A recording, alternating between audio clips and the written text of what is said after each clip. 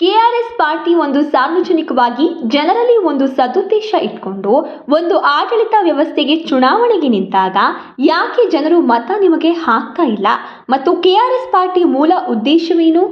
ಮೂಲ ಉದ್ದೇಶ ಆಗಲಿಲ್ಲದಂಗೆ ಇಲ್ಲಿ ಪರಿವರ್ತನೆ, ಸ್ವಚ್ಛ ಪ್ರಾಮಾಣಿಕ ಜನಪರ ರಾಜಕಾರಣ. ಪ್ರತಿಯೊಂದು ತಲೆಮಾರೂ eternal vigilance is the price for liberty ಅಂತ ಒಂದು ಮಾತಿದೆ. ನಾವು ನಮಗೆ ಸಂವಿಧಾನಿಕವಾಗಿ ಸಿಕ್ಕಿರುವಂಥ ಸ್ವಾತಂತ್ರ್ಯವನ್ನು ನಾವು ಉಳಿಸ್ಕೊಂಡು ನಮ್ಮ ಮಕ್ಕಳಿಗೂ ಉಳಿಸ್ಬೇಕು ಅಂದರೆ ನಾವು ಸದಾ ಜಾಗೃತವಾಗಿರಬೇಕು. ಇದು ಯಾವುದೋ ಕೆಲವೊಂದು ಕುಟುಂಬಗಳಿಗೆ, ಕೆಲವೊಂದು ಫ್ಯಾಸಿಸ್ಟ್ ಶಕ್ತಿಗಳಿಗೆ, ಇನ್ಯಾವುದೋ ಒಂದು ಜಾತಿಗೆ, ಕೋಮಿಗೆ ಇದು ಅಡಿಯಾಳ ಆಗಬಾರ್ದು. ಅಂದರೆ ಇಲ್ಲೇನು ಸಂವಿಧಾನ ಹೇಳುತ್ತೆ ಅದನ್ನು ನಾವು ಉಳಿಸ್ಕೊಳ್ಬೇಕು, ಪ್ರಜಾಪ್ರಭುತ್ವ ಇರಬೇಕು. ಇದು ಅಂತಿಮವಾಗಿ. ಯಾಕಂದರೆ ಇವತ್ತಿರುವಂತಹ ಸಮಸ್ಯೆ ನಾನು ಹೇಳ್ದಂಗೆ 60 ವರ್ಷಗಳ ಹಿಂದೆ ಲಾಲ್ ಬಹದ್ದೂರ್ ಶಾಸ್ತ್ರಿಯವರು ಇದ್ದಾಗ ಹಸಿವು ದೊಡ್ಡ ಸಮಸ್ಯೆ, ನಿರುದ್ಯೋಗ ದೊಡ್ಡ ಸಮಸ್ಯೆ. ಇವತ್ತು ಹಸಿವು ಮತ್ತು ನಿರುದ್ಯೋಗ ದೊಡ್ಡ ಸಮಸ್ಯೆ ಅಲ್ಲ, ನಿರುದ್ಯೋಗ ಬಹಳ ದೊಡ್ಡ ಸಮಸ್ಯೆ. ಆದರೆ ಇವತ್ತು ತಿನ್ನೋದಕ್ಕೆ ಇಲ್ಲದಂತಹ ನಿರುದ್ಯೋಗ ಇಲ್ಲ. ಏನೋ ಕೆಲಸ ಸಿಗುತ್ತೆ, ಆದರೆ ಯೋಗ್ಯವಾದ ಕೆಲಸವಾ ಅಲ್ಲ. ಇವತ್ತು ಘನತೆಯಿಂದ ಬದುಕೋದಕ್ಕೆ ಬೇಕಾದಂತಹ ಉದ್ಯೋಗ ಸಿಗ್ತಾ ಇಲ್ಲ, ಅವನ ಅರ್ಹತೆಗೆ ಬೇಕಾದಂತಹ ಉದ್ಯೋಗ ಸಿಗ್ತಾ ಇಲ್ಲ, ಅವನ ಪದವಿಗೆ ಬೇಕಾದಂಥ ಉದ್ಯೋಗ ಸಿಗ್ತಾ ಇಲ್ಲ. ಹಾಗಾಗಿ ಅದು ನಿರುದ್ಯೋಗವೇ, ಅಂಡರ್ ಎಂಪ್ಲಾಯ್ಮೆಂಟ್ ಅಂತಾರೆ. ಆದರೆ ಇದೆ, ಬಹಳ ಗಂಭೀರವಾಗಿದೆ. ಆದರೆ 60-70 ವರ್ಷದ ಹಿಂದೆ ತಿನ್ನೋದಕ್ಕೂ ಗತಿ ಇಲ್ಲದೆ ಒಂದು ದಿವಸ ಕೆಲಸ ಮಾಡ್ತೀನಿ, ಕೆಲಸಕ್ಕೆ ದುಡಿಯೋದು, ಊಟಕ್ಕಾಗಿ ಕೆಲಸ ಮಾಡ್ತೀನಪ್ಪ ಅಂದರೆ ಕೆಲಸ ಸಿಗ್ತಾ ಇರಲಿಲ್ಲ. ಇವತ್ತು ಊಟಕ್ಕೆ ಸ್ವಲ್ಪ ಸಣ್ಣ ಪುಟ್ಟ ಮೋಜಿಗೆ ಕೆಲಸ ಸಿಗ್ತಾ ಇದೆ. ಆದರೆ ಒಂದು ಫ್ಯಾಮಿಲಿ ಕಟ್ಕೊಂಡು ಗೌರವ ಬೆಂಗಳೂರಲ್ಲಿ 15-20 ಸಾವಿರ ರೂಪಾಯಿ ಒಂದು ಸಿಂಗಲ್ ಬೆಡ್ರೂಮ್ ಮನೆ. ಎಷ್ಟು ಬಂದರೆ ಇಲ್ಲಿ ನೀವು ಒಂದು ಸಂಸಾರವನ್ನು, ಇವತ್ತೊಬ್ಬ ಕನ್ನಡ ಮೇಷ್ಟ್ರು ಸಿಕ್ಕಿದ್ರು ಬೆಳಗ್ಗೆ ನನಗೆ 40,000 ರೂಪಾಯಿ ಸಂಬಳ ಅವ್ರಿಗೆ. ಆದರೆ ಅವರು ಬೆಂಗಳೂರಲ್ಲಿ ಫ್ಯಾಮಿಲಿ ಇಟ್ಕೊಂಡಿಲ್ಲ, ಅವರ ನೆಂಟರ ಮನೆಯಲ್ಲಿದ್ದಾರೆ, ಅವ್ರ ಹೆಂಡತಿ ಮಕ್ಕಳು ಇನ್ನೊಂದು ಊರಲ್ಲಿದ್ದಾರೆ, ಬೆಂಗಳೂರಿನ ಯಾವುದೋ ಒಂದು ಊರಲ್ಲಿದ್ದಾರೆ ಕರ್ನಾಟಕದಲ್ಲಿ. ಇವು 40,000ಕ್ಕೆ ಯಾಕೆ ಇಲ್ಲ? ಏನು ಸರ್ 40,000ಕ್ಕೆ ಬದುಕೋದಕ್ಕಾಗುತ್ತೆ ಸರ್ ಅಂತಾರೆ. 20-25 ಸಾವಿರ, 15-20 ಸಾವಿರ ಒಂದು ಬಾಡಿಗೆ ಮನೆ.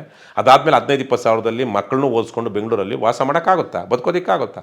ಹಾಗಲ್ಲ. ಹಾಗಾಗಿ ಈ ಒಳ್ಳೆಯ ರಾಜಕಾರಣ ಆವತ್ತಿನ ಸಮಸ್ಯೆಗಳನ್ನು ಎದುರುಗೊಳ್ಬೇಕು ಅಂದರೆ ಯೋಗ್ಯರು, ಪ್ರಜ್ಞಾವಂತರು, ವಿಚಾರವಂತರು ರಾಜಕಾರಣದಲ್ಲಿ ಗೆಲ್ಲಬೇಕು, ಚುನಾವಣೆಯಲ್ಲಿ ಆಯ್ಕೆಯಾಗಬೇಕು.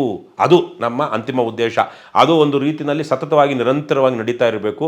ಆವಾಗ ಅದಾಗಬೇಕು ಅಂದರೆ ಇವತ್ತಿನ ರಾಜಕಾರಣ ಬದಲಾಗಬೇಕು ಅನ್ನುವಂಥದ್ದು. ನಾವು ಶಾಶ್ವತವಾಗಿ ಇದೇ ಥರ ನಮ್ಮ ಮೌಲ್ಯಗಳು ಅಂತ ಹೇಳೋದಿಲ್ಲ. ಯಾಕಂದರೆ ಮೌಲ್ಯಗಳಲ್ಲೂ ಕೆಲವೊಂದು ಬದಲಾವಣೆಗಳಾಗ್ತಾ ಇರುತ್ತೆ.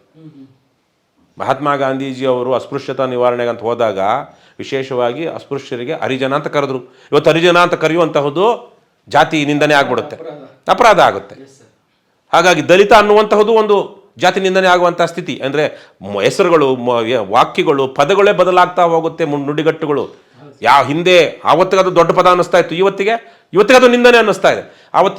ಇವತ್ತಿಗೆ ನಾವು ಯಾವುದು ಭಾಳ ದೊಡ್ಡ ಮೌಲ್ಯ ಇದು ಅಂತೀವೋ, ತದನಂತರದಲ್ಲಿ ಇದು ಎಷ್ಟು ಜನ ಅಮೇರಿಕಾದ ಅಧ್ಯಕ್ಷರುಗಳು ಸ್ಲೇವ್ ಓನರ್ಸ್ ಆಗಿದ್ರು ಗೊತ್ತಾ? Including George Washington slave owners. ಆದರೆ ತದನಂತರದಲ್ಲಿ ಅದು 100 ವರ್ಷಗಳಾದ ಮೇಲೆ ಅದು ತಪ್ಪು ಅಂತ ಜನರಲ್ಲಿ ಇದಾಗ್ತಾ ಹೋಗಿದ್ದು. ಸೊ ಹಾಗಾಗಿ ನಮ್ಮ ಪಕ್ಷ ಒಂದು ಒಳ್ಳೆಯ ನ್ಯಾಯ, ನೀತಿ, ಧರ್ಮ ಅಂತ ನಾವೇನು ಹೇಳ್ತೀವಿ ಅದರ ಬುನಾದಿಯ ಮೇಲೆ ನಾವು ಪಕ್ಷವನ್ನು ಕಟ್ತಾ ಹೋಗಬೇಕು. ಮತ್ತು ಜನರಲ್ಲಿ ಅದ್ರ ಬಗ್ಗೆ ಗೌರವ ಇರಬೇಕು. ಅವರನ್ನು ಗೌರವಿಸುವಂಥ ಯೋಗ್ಯರು, ಅರ್ಹರು ಚುನಾವಣೆಗಳಲ್ಲಿ ಗೆಲ್ತಾ ಬರಬೇಕು. ಅವರು ಆವತ್ತಿನ ಕಾಲಕ್ಕೆ ಯಾವುದು ದೊಡ್ಡ ಸಮಸ್ಯೆ ಅನಿಸುತ್ತೋ ಆ ಸಮಸ್ಯೆಗೆ ಪ್ರಾಮಾಣಿಕವಾಗಿ ಬದ್ಧತೆಯಿಂದ, ನಿಸ್ವಾರ್ಥತೆಯಿಂದ ಅವರು ಪರಿಹಾರಗಳನ್ನು ಕಂಡುಕೊಳ್ಳಬೇಕು. ಇವತ್ತಿಗೆ ಗ್ಲೋಬಲ್ ವಾರ್ಮಿಂಗು ಇಶ್ಯೂ ಅಂತ ಅನ್ನಿಸ್ತಾ ಇಲ್ಲ. ನನಗನ್ನಿಸುತ್ತೆ ಇವತ್ತು ಜಾಗತಿಕ ತಾಪಮಾನ ಏರಿಕೆ ಇಡೀ ಪ್ರಪಂಚದ ರಾಜಕಾರಣದ ಪ್ರಮುಖ ಸಮಸ್ಯೆ, ಆ ಸವಾಲು. ಆದರೆ ಅನ್ನಿಸ್ತಾ ಇಲ್ಲ. ಆದರೆ ಇವತ್ತಿಗೆ ಸಮಸ್ಯೆ ಅನ್ನಿಸ್ತಾ ಇಲ್ಲ. ಇನ್ನು 10-20 ವರ್ಷಕ್ಕೆ ಪ್ರತಿಯೊಬ್ಬ ರಾಜಕಾರಣಿನೂ ಗ್ಲೋಬಲ್ ವಾರ್ಮಿಂಗ್ ಬಗ್ಗೆ ಮಾತನಾಡುವಂಥ ಸ್ಥಿತಿ ಬರುತ್ತೆ. ಇವತ್ತು ನಾವು ಮಾತಾಡಿದ್ರೆ ನಾವು ಕಾಲಕ್ಕಿಂತ ಮುಂದೆ ಇದ್ದೀವಿ, ಆವತ್ತು ಅನಿವಾರ್ಯವಾಗ್ತೀವಿ. ಹಾಗಾಗಿ ಅದು ಹಾಗಾಗುತ್ತೆ. ಆದರೆ ಆವತ್ತಿಗೆ ನಿಜಕ್ಕೂ ಅದನ್ನು ಎದುರುಗೊಳ್ಳಬೇಕು, ಟ್ಯಾಕಲ್ ಮಾಡಬೇಕು ಅಂದರೆ ಯೋಗ್ಯರು ಇರಬೇಕಲ್ವಾ? ಯೋಗ್ಯರಿಲ್ಲ ಅಂದರೆ ಸರ್ವನಾಶ. ಹಾಗಾಗಿ ಯೋಗ್ಯರು ರಾಜಕಾರಣಕ್ಕೆ ಬರುವಂತಹ ಸಮಾಜದ ಎಲ್ಲ ಜನವರ್ಗದವರು ರಾಜಕೀಯವಾಗಿಯೂ ನಾವು ಇವತ್ತು ಮಮ್ದಾನಿ ಅವನು ಅಮೇರಿಕಾದಲ್ಲೇ ಹುಟ್ಟು ಬೆಳೆದಿಲ್ಲ, 7 ವರ್ಷ ಆದಮೇಲೆ ಅಮೇರಿಕಕ್ಕೆ ಹೋಗಿದ್ದು. 2018ರಲ್ಲಿ ಆತ ಅಮೇರಿಕದ ಪ್ರಜೆ ಆಗಿದ್ದು. ಆತ ಕ್ಯಾಲಿಫೋರ್ನಿಯಾ ಗವರ್ನರ್ ಆಗಬಹುದು, ಆದರೆ ಪ್ರೆಸಿಡೆಂಟ್ ಆಗೋದಕ್ಕಾಗಲ್ಲ ಅಮೇರಿಕದ ಅನ್ನೊಂದು ಇದಿದೆ. ಆದರೆ ಎಷ್ಟು ಊಹೆ ಮಾಡ್ಕೊಳ್ಳೋಕ್ಕೂ ಕಷ್ಟ. ನಮ್ಮದೇ ನಾಡಿನ ಅಂದರೆ ಭಾರತದ ಮೊಮ್ಮಗಳು ಯಾರು? ಕಮಲಾ ಹ್ಯಾರಿಸ್ ಅಲ್ವಾ? ಈ ಥರದ ಯೋಗ್ಯರಿಗೆ ಒಂದು ಫೈಟಿಂಗ್ ಚಾನ್ಸ್ ಆದರೂ ಇದೆ. ಇವತ್ತಿನ ತಲೆಮಾರಿಗೆ ಮುಗೀತು ನಮ್ಮ ದೇಶದಲ್ಲಿ ಯಾರಿಗೆ? ಈ ಮೋದಿ, ದೇವೇಗೌಡ, ಮಲ್ಲಿಕಾರ್ಜುನ್ ಖರ್ಗೆ, ಸಿದ್ದರಾಮಯ್ಯ ಈ ಥರದವರೆಲ್ಲ ಮುಖ್ಯಮಂತ್ರಿಗಳಾಗುವಂಥದ್ದು ಈಗ ಮುಗೀತು. ಇನ್ನೇನಿದ್ರು ಅವ್ರ ಮಕ್ಕಳು ಮೊಮ್ಮಕ್ಕಳೇ, ಕುಟುಂಬ ರಾಜಕಾರಣ. ಹಾಗಾಗಿ ಇದು ವಿಷ, ಇದು ನಾಡಿಗೆ ಕೇಡು ಇದು. ಹಾಗಾಗಿ ಇದನ್ನು ಬದಲಾಯಿಸೋದಕ್ಕೆ ನಮ್ಮ ಆಶಯಗಳಿರುವಂಥದ್ದು. ಹಾಗಾಗಿ ಅದು ನಮ್ಮ ಇದು. ಮತ್ತು ನೀವೇನೇನು ಪ್ರಶ್ನೆ ಏನೋ ಕೇಳಿದ್ರಿ, ಕರ್ನಾಟಕ ರಾಷ್ಟ್ರ ಸಮಿತಿ ಪಕ್ಷದ ನಿಜವಾದ ಇದೇನು, ಆಮೇಲೆ ಇನ್ನೊಂದೇನು, ಚುನಾವಣೆಗಳು ಜನ ಯಾಕೆ ಬೆಂಬಲಿಸ್ತಾ ಇಲ್ಲ? ಭ್ರಮನಿರಸನ. ಜನಕ್ಕೆ ಒಬ್ಬರೋ ಇಬ್ಬರೋ ಮೋಸ ಮಾಡಿರೋದು. ಒಬ್ಬ ರಾಜಕಾರಣಿ 2 ರಾಜಕಾರಣಿ ಮೋಸ ಮಾಡಿದ್ದಾನ? ಪ್ರಾಮಾಣಿಕ ಅಂತ ಯಾರನ್ನ ಜನ ನಂಬ್ಕೊಂಡು ಓಟ್ ಹಾಕ್ತಿದ್ರೋ ಅವನೇ ಪರಮದುಷ್ಟ, ಪರಮಭ್ರಷ್ಟ, ಪರಮ ನೀಚ ಆದಾಗ ಯಾವ ರಾಜಕಾರಣವನ್ನು ಜನ ಬೆಂಬಲಿಸ್ತಾರೆ? ಇಲ್ಲ. ಬೆಂಬಲಿಸೋದಕ್ಕೆ ಜನಕ್ಕೆ 2-3 ಕಾರಣಗಳಲ್ಲಿ ಯಾವ್ದಾದ್ರು ಒಂದು ಬೇಕು. ಒಂದು ದೊಡ್ಡ ಕಾರಣ, ಅವನು ಒಳ್ಳೆಯವನು, ಯೋಗ್ಯ, ಅವ್ನು ಬೆಂಬಲಿಸ್ಬೇಕು ಅನ್ನೋದು. ಅದು ಬಿಟ್ಟರೆ ಯಾರು ಯೋಗ್ಯರಿಲ್ಲ ಅಂದಾಗ ಏನು ಬೇಕು? ನನಗೆ ಯಾರು ಹೆಣ ಕೊಡ್ತಾರೋ, ನನಗೆ ಯಾರು ಹೆಂಡ ಕೊಡಿಸ್ತಾರೋ, ನನಗೆ ಯಾರು ಸೀರೆ ನಿಕ್ಕರ್ ಕೊಡ್ತಾರೋ, ನನ್ನ ಜಾತಿಯವನು, ಅವ್ನು ನನ್ನ ಜಾತಿಯವನಾಗಿರೋ ಮಾಡ್ತೀನಿ. ಎಲ್ಲ ನನ್ನ ಮಕ್ಕಳು ಕಳ್ರೆ, ಆಗ ಅಟ್ಲೀಸ್ಟ್ ನನ್ನ ಜಾತಿಯವನಿಗಾದ್ರೂ ನಾನು ಓಟ್ ಹಾಕೋಣ. ಈ ಮನೋಭಾವ ನಮ್ಮಲ್ಲಿ ಅಂತರ್ಗತವಾಗಿಬಿಟ್ಟಿದೆ, ಜೀನ್ಸಲ್ಲಿ ಇಳಿದುಬಿಟ್ಟಿದೆ. ಹಾಗಾಗಿ ಇವತ್ತು ಕರ್ನಾಟಕ ರಾಷ್ಟ್ರ ಸಮಿತಿ ಪಕ್ಷ ಇಂಥ ಏನು ರವಿ ಕೃಷ್ಣಾರೆಡ್ಡಿ ಥರ ಪುಂಗಿದವ್ರು ಎಷ್ಟು ಜನ ಇಲ್ಲ. ಇವನು ಪುಂಗ್ತಾನೆ ಚೆನ್ನಾಗಿ, ಅವನು ಪುಂಗಿದ್ದ, ಇವನು ಪುಂಗಿದ್ದ. ಅವನು ನೋಡಲಿಲ್ವ ನಾವು? ಇವನು ಹಂಗೆ ಆಗ ಮಾಡ್ತೀವಿ, ಹೀಗೆ ಮಾಡ್ತೀವಿ ಅಂತ ಬಂದು ಎಷ್ಟು ಪಕ್ಷಗಳು ಏನು ಮಾಡಿಲ್ಲ, ನಾವು ನೋಡಿಲ್ವಾ?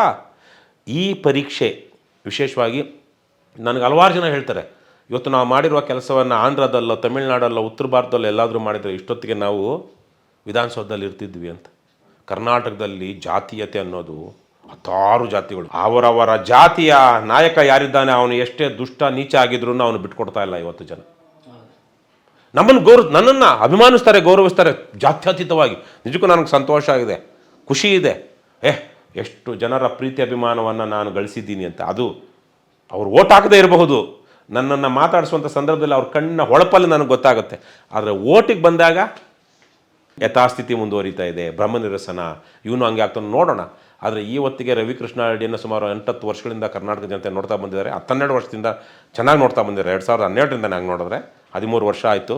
ಮತ್ತು ಕರ್ನಾಟಕ ರಾಷ್ಟ್ರ ಸಮಿತಿ ಪಕ್ಷದ ರೀತಿಯಲ್ಲಿ ಇಷ್ಟು ದಿನಗಳ ಕಾಲ, ಮೊನ್ನೆ ತಾನೇ ಕನ್ನಡ ಪರ ಹೋರಾಟಗಾರನೆಲ್ಲ ಸೇರಿಸಿ ನಾವು ಒಂದು ಸಭೆ ಮಾಡಿದ್ವಿ, 2 ಸಭೆ ಮಾಡಿದ್ವಿ ಬೆಂಗಳೂರಲ್ಲಿ. ಅಲ್ಲೂ ಹಲವಾರು ಜನ ಹೇಳಿದ್ರು, ಇಷ್ಟು ದಿನಗಳ ಕಾಲ ಕರ್ನಾಟಕದಲ್ಲಿ ಗಟ್ಟಿ ಅಸ್ತಿತ್ವವನ್ನು ಉಳಿಸ್ಕೊಂಡು ಬಂದಂಥ ಯಾವ ಪ್ರಾದೇಶಿಕ ಪಕ್ಷವೂ ಇಲ್ಲ, KRS ಪಕ್ಷ ಬಿಟ್ಟರೆ.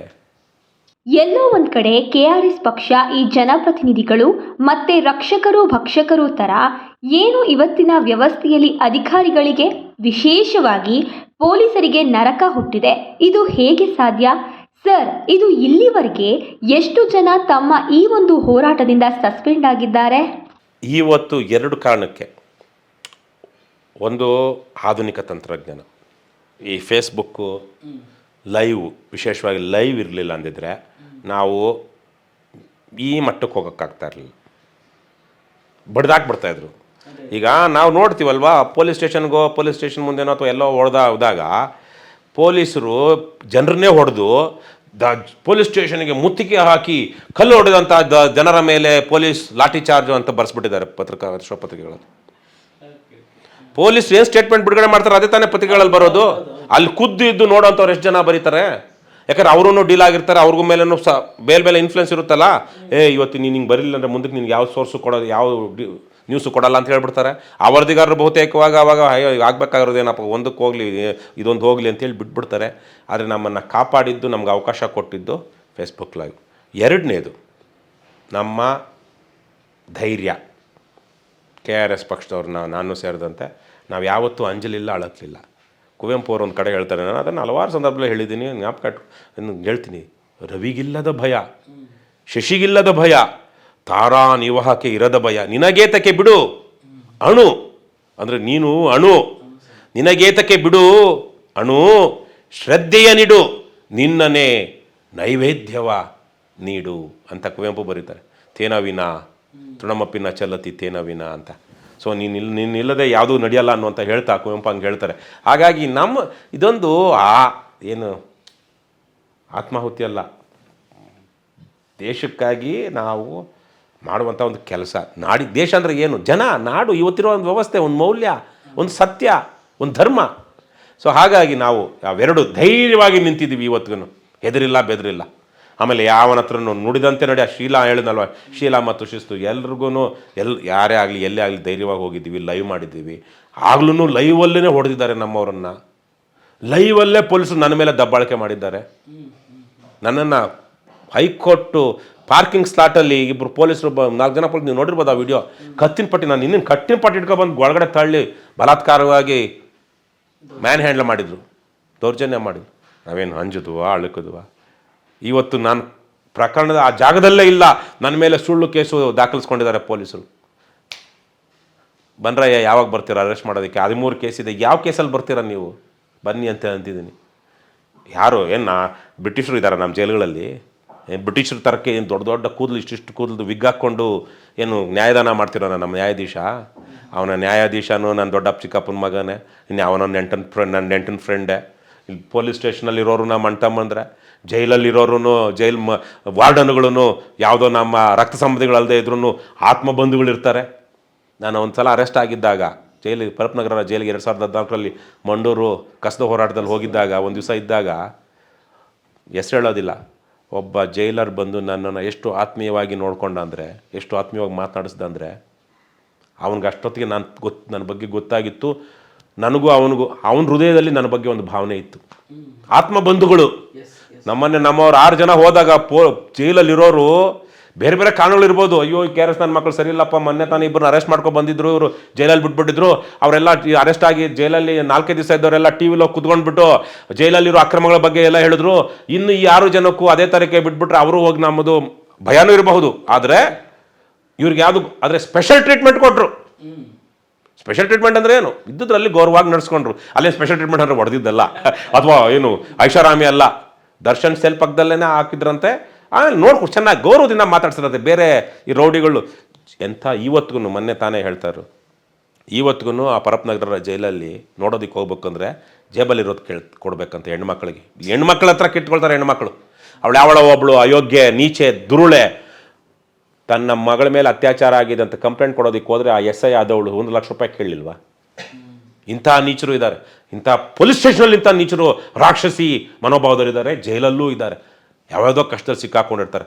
ಸತ್ತಿರೋ ಮನೆ ನಾನು ಹೇಳಿದ್ದೀನಿ, 10 ಸಲ ಹೇಳಿದ್ದೀನಿ, ತನ್ನ ಮಗನೋ ಅಪ್ಪನೋ ಸತ್ತಿದ್ದಾನೆ, ಯಾವುದೋ ನೋವಲ್ಲೋ ದುಃಖದಲ್ಲೋ, ಅದಕ್ಕೇನೋ ಒಂದು ಇದಕ್ಕೆ ಡೆತ್ ಸರ್ಟಿಫಿಕೇಟ್ ಬೇಕು ಅಂದರೆ ಈ ಲೋಫರ್ಗಳು, ಲುಚ್ಚಾಗಳು ಲಂಚ ಕೇಳ್ತಾರಲ್ಲ, ಇವ್ರ ಮನುಷ್ಯತ್ವ ಇದೆಯಾ? ನಾವು ನಿಜಕ್ಕೂ ಇದನ್ನೆಲ್ಲ ಬದಲಾಯಿಸಬೇಕೋ ಬೇಡವೋ? ಹಾಗಾಗಿ ಈ ಆಕ್ರೋಶ ಇದೆಯಲ್ವಾ, ಕೇವಲ ಬರವಣಿಗೆ ಮಾಡ್ಕೊಂಡು ಬಾಯಲ್ಲಿ ಬಾಯಿ ಬೇದಿ ಮಾಡ್ಕೊಂಡು ನಾವು ಮಾಡ್ತಾ ಇಲ್ಲ. ನಾವು ನೇರ ಲಂಚ ಇಂಥ ಒಂದು ಡೆತ್ ಸರ್ಟಿಫಿಕೇಟ್ ಲಂಚ ಕೇಳಿದವನಿಗಿಂತ ಲಂಚ ವಾಪಸ್ ಮಾಡಿಸಿ ಒಂದೇ ಗಂಟೆಲಿ ಕೆಲಸ ಮಾಡಿಸಿದ್ದೆ ತಾವರೆಕೆರೆಯಲ್ಲಿ. ನಾನು ಇಂಥ 106 ಮಾಡಿಸಿದ್ವಿ. ವಾರದಿಂದ 4 ದಿವಸದಿಂದ 40,000 ರೂಪಾಯಿ ಲಂಚ ತೆಗೆದುಕೊಂಡಿದ್ದಂಥ ಸಬ್ ರಿಜಿಸ್ಟರ್ ಆಫೀಸಲ್ಲಿ ಅರೆಸ್ಟ್ ನಾವು ದುಡ್ಡು ವಾಪಸ್ ಮಾಡಿಸಿದ್ವಿ. ಈ ಕಳ್ಳರು ಈ ಲೋಕಾಯುಕ್ತದಲ್ಲಿ ಕೂತ್ಕೊಂಡು ಮೆಕ್ತಾ ಇದ್ದಾರಲ್ಲ, ಗಿರಾಕಿಗಳು ಯಾರಾದ್ರು ಲೋಕಾಯುಕ್ತ ಕೇಸ್ ತಗೊಂಡೋಗಿ ಗಿರಾಕಿಗಳು ಬಂದಂಗೆ ಕುಣಿದಾಡ್ತಾರೆ. ಅವತ್ತೇನೋ ಸಿಕ್ಕಾಕೊಂಡ್ರು ಭಾಸ್ಕರ್ ರಾವ್ ಸಂದರ್ಭದಲ್ಲಿ. ಆ ಅಮ್ಮ ಪಾಪ ಒಳ್ಳೆ ಪುಣ್ಯಾತ್ಗಿತ್ತಿ, ಪ್ರಾಮಾಣಿಕ ದಕ್ಷ ಆ ಪೊಲೀಸ್ ಅಧಿಕಾರಿ ಸೋನಿಯಾ ನಾರಂಗ್. ಆ ಅಮ್ಮ ಧೈರ್ಯವಾಗಿ ಮಾತಾಡಿದ್ದಕ್ಕೆ ಲೋಕಾಯುಕ್ತ ಒಂದು ಶುದ್ಧಿ ಆಯಿತು. ಇವತ್ತು ಸೋನಿಯಾ ನಾರಂಗು ಇಲ್ಲ, ಯಾರೂ ಇಲ್ಲ. ಸೋನಿಯಾ ನಾರಂಗು ಪಾದ ಧೂಳಿಗೂ ಸಮವಿಲ್ಲದ ಜನ ಇವತ್ತು ಲೋಕಾಯುಕ್ತದಲ್ಲಿ ಅಧಿಕಾರಿಗಳ ಕೂತ್ಕೊಂಡಿದ್ದಾರೆ. ಅವನೊಬ್ಬ SP ಅಯೋಗ್ಯ, ನಮ್ಮನ್ನು ಎಷ್ಟು ಕೆಟ್ಟದಾಗ ನಡ್ಸ್ಕೊಂಡ.